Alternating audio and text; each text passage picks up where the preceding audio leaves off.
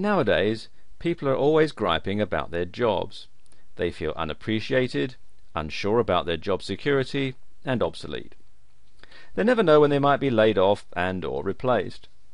There are oodles of workers who live in fear of getting booted out for simple reasons like coming back from lunch late or having to stay home with a sick child. This has led to more and more people looking to shore up their incomes in less conventional fashions.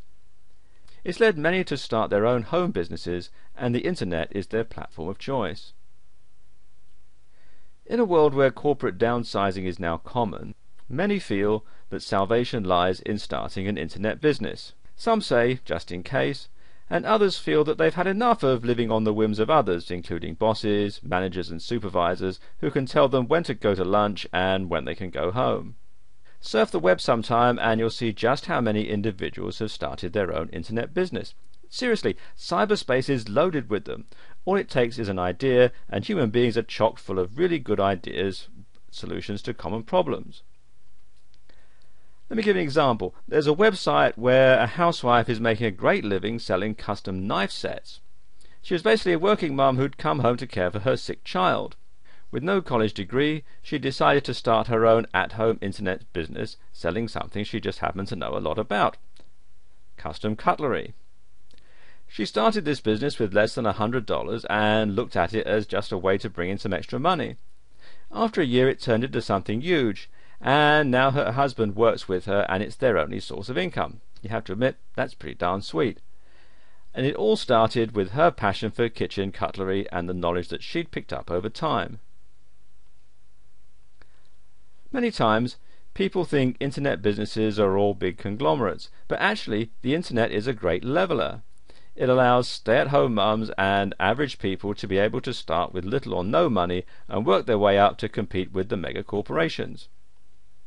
When you think about it, on the net no one knows whether you're a large company or just some guy in his basement with an internet connection. In fact, it doesn't matter. What does count is whether you can answer a person's need and answer a question with a product that solves a problem. That's it. And with that, the internet has become a boon in time of strife for all those who are willing to learn and grow. You too can begin an internet business if you really want it. A close friend of mine started her business by making custom children's clothing. She uses her sewing talents and creativity to make an honest living. Now she just has to keep up with the various orders.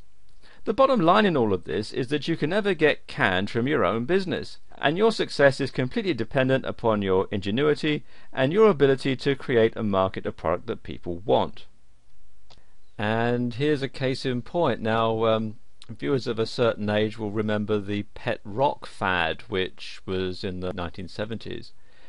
And what you may not know is it was invented by this guy, Gary Dahl, and it was done in response to a need. There were lots of people who lived in apartments or rented accommodation who weren't allowed to keep pets.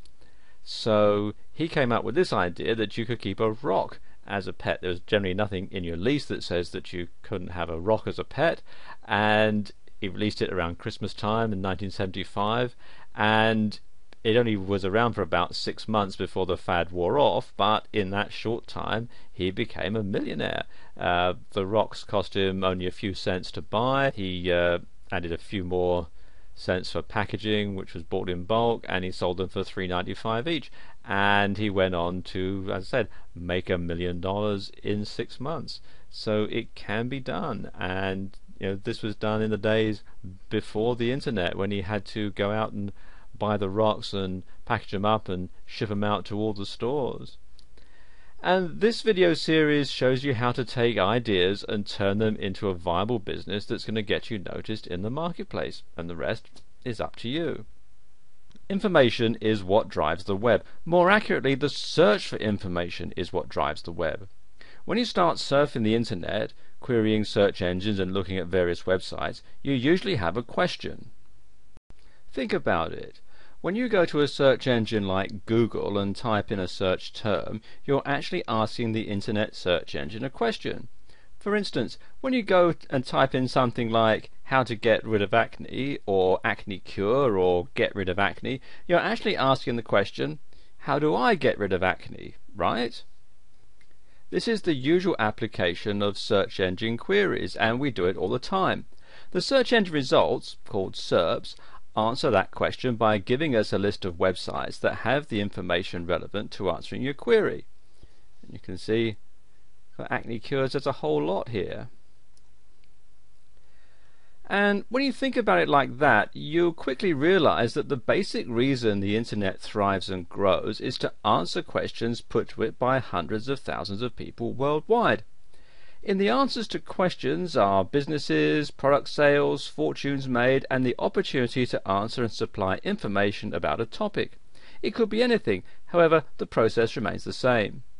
In order to start an internet business, you must think this way, and as a result, your idea will be the answer to a question put forth by many.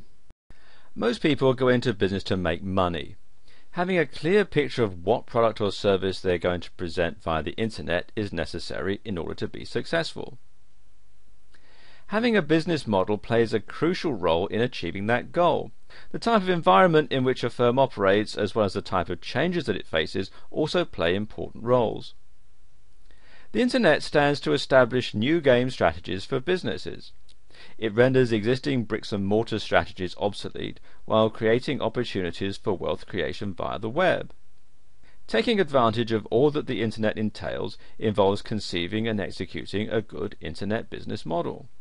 Such a model must not only have the right components, but also the right linkages between them and its environment. It must also have a degree of resilience and flexibility to take advantage of change. In this video series, you'll find all of the factors and options that will allow you to go from internet business newbie to a level where you can conduct business effectively via the internet. Before we go any further, let me just give you a brief introduction to the history and terminology of the internet, along with the key segments of the internet industry. You see, the terms internet, the web, and the World Wide Web are often used interchangeably, but they're not the same. Now, the internet is a vast system of computers that are connected by high-speed communications lines and which can understand the IP/TCP protocols. The World Wide Web? Well, this is linked content that is accessible via the internet. It's written in HTML, which stands for Hypertext Markup Language, and it's viewed through a browser like Microsoft Internet Explorer, Mozilla Firefox, Google Chrome, and so on. And it uses the HTTP, which is for Hypertext Transfer Protocol, which is the World Wide Web standard. In addition to the World Wide Web and HTTP, there are 4 applications that operate on the internet. And these are email, which stands for electronic mail. There are discussion lists, otherwise known as news groups. There's FTP, which stands for File Transfer Protocol. That's how you can transfer files from your computer to a web server. And finally there's remote login, otherwise known as Telnet.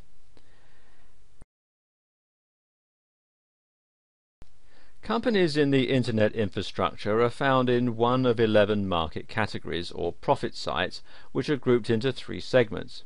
You've got users, suppliers, and communication service providers.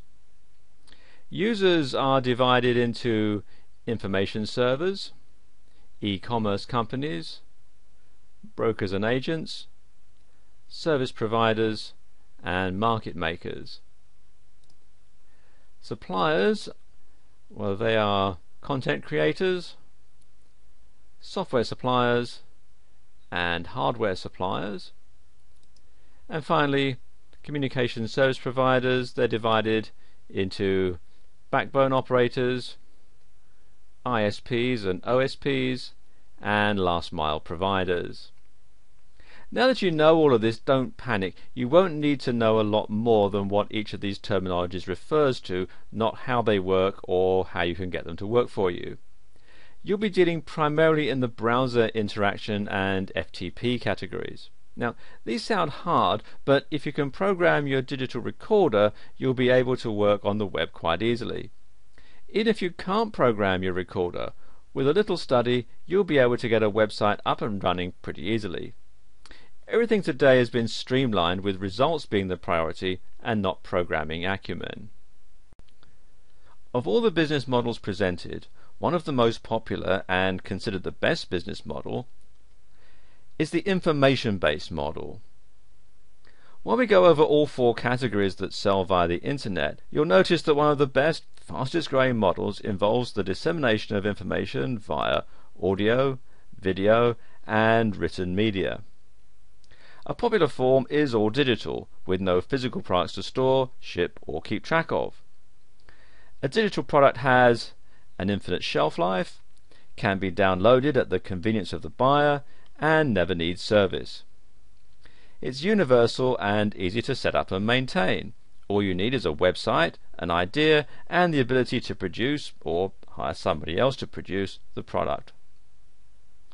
Through affiliate marketing, creating the product is not even necessary.